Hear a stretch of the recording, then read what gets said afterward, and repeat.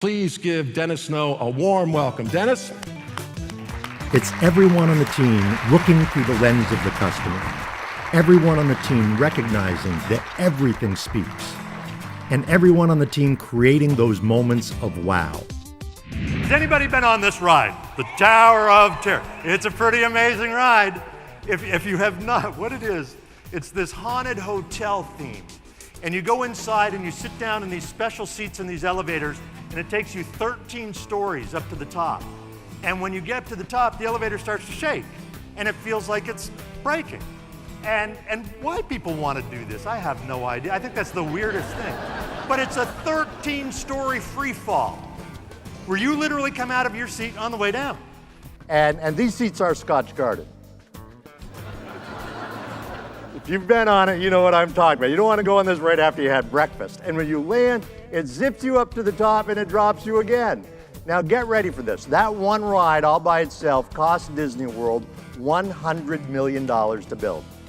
Yeah, just that one ride cost $100 million to build. But think about this, when I ask people, what impressed you about Disney World? People say, it was clean. The people were nice. From a design perspective, that's kind of frustrating. But from a business perspective, I think it's very important because Disney World is not selling rides. What are they selling? The experience.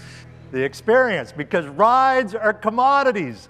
There are a lot of places that you can go to get thrill rides. Now, the rides have to be great, but they can't compete just on that because you have so many choices. So it has to be the overall experience. So with that in mind, from the moment you arrive to the moment you leave, everything in between, that's the product because that's the experience. In one of the meetings that we had, Helen, that housekeeper, was there.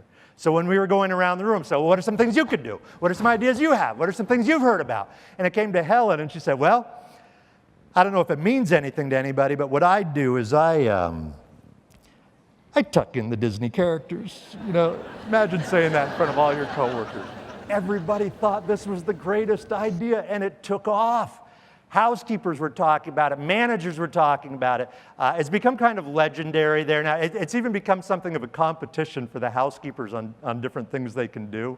Like some of them, they'll line the characters up in front of the television set in your room and turn it on. So you walk in.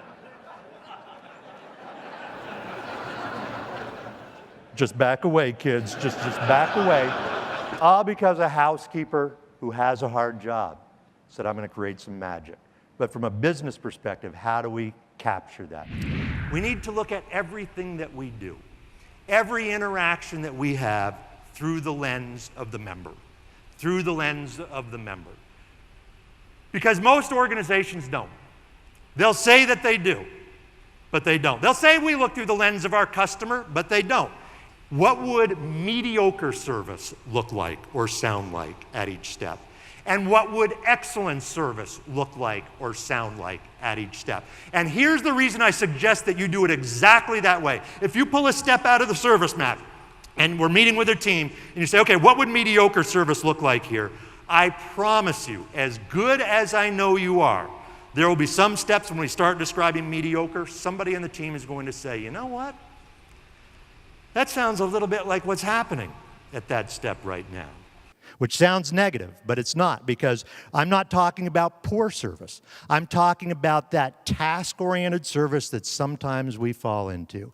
And it provides you, as an organization, a wonderful springboard for saying, well, if that's what's happening at that step, and we're saying that's mediocre, then what would excellent service look like? I was on a Southwest plane a while back. Flight attendants have been terrific through the whole thing. But the one I remember is we were getting ready to land. And anytime a plane is landing, you can guarantee the flight attendant will get on the microphone and say, when we pull up to the gate, be careful as you open the overhead bins. Items have a tendency to shift during flight, right? They all say it. So we're on the Southwest plane, we're landing. Flight attendant got on the microphone and said, when we pull up to the gate, be careful as you open the overhead bins. Items have a tendency to shift during flight. And as you know, shift happens. So we're all, what did she say? What? So we were hanging on every word. When the plane landed, you know how they put on the reverse thrusters to slow the plane down? The co-pilot got on the microphone and went, whoa, big fella, whoa, as we're slowing down. So now as we got off the plane, what were we all doing?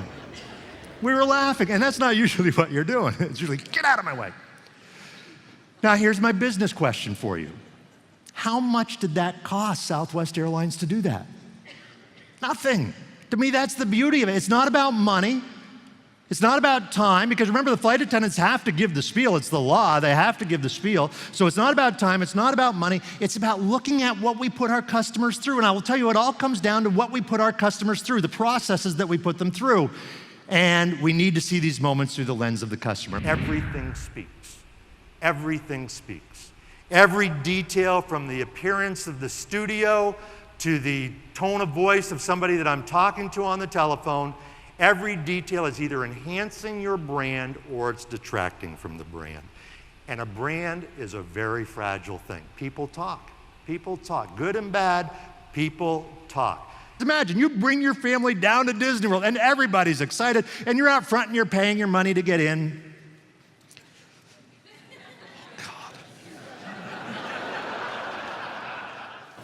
You've been there. And you start walking down Main Street, USA, and there in front of the castle is Cinderella. And your child, your precious child, runs up to Cinderella, tugs on her dress, she turns around, has a cigarette in one hand, a cup of coffee in the other hand, says, "Kid, I'm on break." What would be the impact on your child? Yeah, probably need therapy. Right? Might be a lawsuit involved. But here's the business question now. Here's the business question. Does it matter at that moment how many billions of dollars they've spent building Disney World? Does it matter? It's not worth anything. Now I'm going to ask you a weird question, and I know it's a weird question. And I'm really not even looking for an answer right now. Today, I just want you to be thinking about this. In your world, what are those smoking Cinderella behaviors? One of the Everything Speaks commitments is, as a cast member, as an employee, if you're walking through the park, you see a piece of trash on the ground, it is your job to go over and pick it up and throw it away. It's non-negotiable. And it doesn't matter if you're Captain Nemo or the Vice President of Marketing, you go over and pick it up and throw it away. When we can do some of those big things, we should. But where the magic is in those little wows. Let's say I had an issue about a product or a question about a product, and you helped me handle it.